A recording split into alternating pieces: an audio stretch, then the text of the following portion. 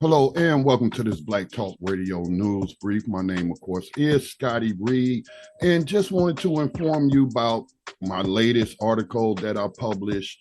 It's very important that we pay attention to what's happening in our prisons because the way that people in prison have been demonized, made to in our minds be subhuman, very much like victims of slavery and other forms of slavery past in this nation's history. Again, slavery was never completely abolished. And so people have the same attitudes that were present when they heard about the horrifying conditions and inhumane conditions, just the inhumanity of how a group of people were treated. I mean, the same inhumanities go on today, but unfortunately, we don't have a majority of this population actually giving a damn about these people. Again, propaganda is very strong, and media has been used to propagandize these people. So, just want to share this piece I wrote today about efforts to implement air conditioning in prisons. I want to focus in my home state of North Carolina, but this is happening all across the nation.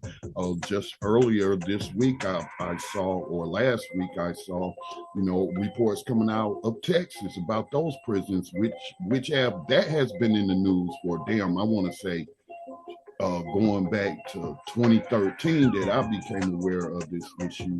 But anyway, just a little bit about what I share. You can go get the full details by going to blacktalkradionetwork.com, looking under the category Black Talk Radio News with Scotty Reid.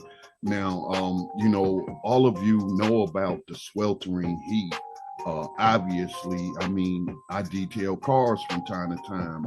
Being out there in that heat is no joke. In fact, last summer it was so hot and I just started detailing cars and was in a bad location with no shade or whatsoever.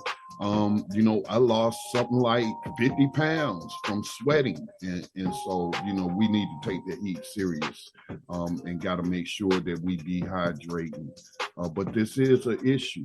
This is an issue here in the United States within our prisons. So North Carolina is a prime example. And this problem is, again, not unique to the state, but around a third of the 31,000 inmates in North Carolina, they do not have air-conditioned cells, and it leaves them exposed to the elements. And heat is an element, and which complicates and creates other health risks, as well as discomfort. And again, I can hear the critics in my head now talking about, oh, they shouldn't have did what they did to get in there. But again, most of the people that's in prison are in there for nonviolent crimes. And how much better are we as a society if we treat people in barbaric, inhumane ways, but then want to try to pass judgment on something they did? But again, most of them are in there for nonviolent, victimless crimes, mostly through the drug war. However, I saw this report where Cierra Cobb, who is an advocate with Emancipate North Carolina, and I linked to their website, which I believe is emancipatennc.org, but don't quote me on that. Check the links at blacktalkradionetwork.com for this post. But she commented on the unbearable conditions, and she said it's just cooking people alive. And it really is. People are, I just got a flashback to a story where these guards, I believe it was in Florida, and I want to say his name was Daryl Rainey, and the guards held him in the shower, scalding hot water to meat fell off his bones. So I'm getting flashbacks from, doing New Abolitionist radio all those years. But this is urgent, man. People are dying behind this. So she went on to shine a light on the urgency for better living conditions for prisoners, especially as the proportion of elderly inmates rises. As of 2019, 14% of North Carolina's prison population was age 55 or older, a stark increase from the 3% in 2000.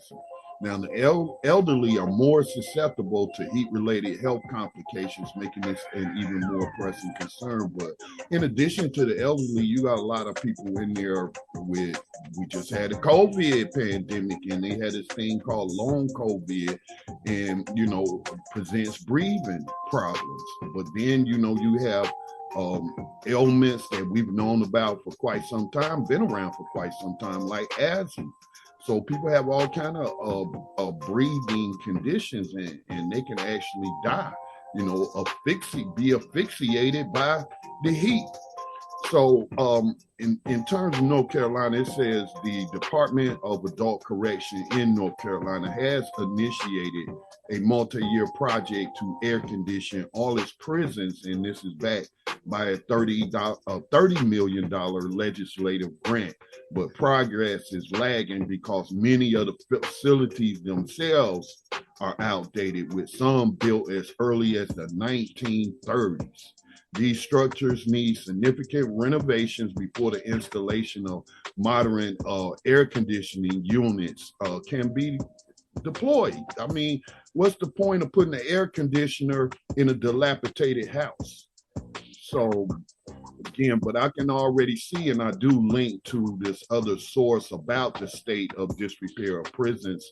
And of course, we live in a capitalist society, and some of these builders are already figured out that they could capitalize, on building new prisons. But I think the solution is part of that. Definitely replace prisons, but reduce the population. It just makes no sense to continue to have people incarcerated for victimless crimes. There are other forms of rehabilitation that doesn't require the mass housing of human beings in cages. So, North Carolina took a half stab at it, $30 million. That's not a lot of money considering, the extent of the problem.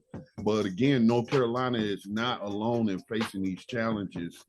Aging infrastructure in prisons across the country requires significant investment and overhaul to ensure humane living conditions for inmates. So again, people want to say, well, these are prisons. Why do we care? Because, we had this thing called the Constitution, and it has an amendment that talks about cruel and unusual punishment, and cooking people slowly to death, is certainly cruel and inhumane. If we're going to incarcerate human beings, then we need to provide for, their proper care.